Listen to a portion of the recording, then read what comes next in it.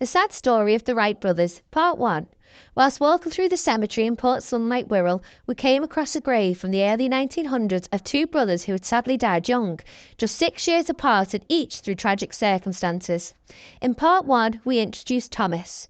Thomas Wright was born on the 27th of September 1894 in Widnes. He was baptised at St Mary's Church, Widnes on the 3rd of November 1894. According to the 1901 census, Thomas and his siblings were living with their parents Joseph and Elizabeth Wright in Lower Road, Port Sunlight, Bebington. Only employees of Lever Brothers could live in Port Sunlight at the time. Thomas was a member of the Boys' Brigade and apprenticed as a shipwright and carpenter with Messrs at Clover, Clayton and Co. in Birkenhead. The Wright family were now living at 51 Corniche Road, Port Sunlight.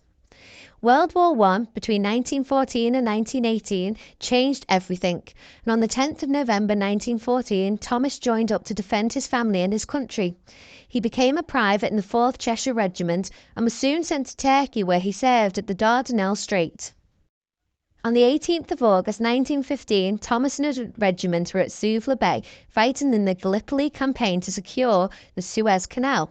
Thomas volunteered to fetch water to the soldiers at the front line and was shot by a sniper and killed.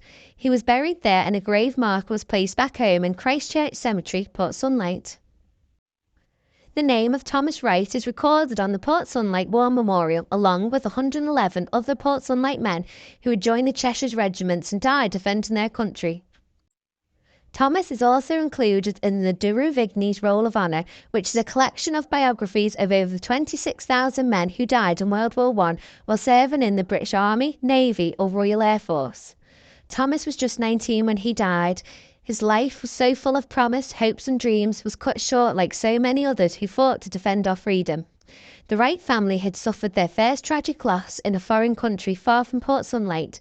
The next tragedy would be closer to home. Like and follow at Lost Past Stories for Part 2.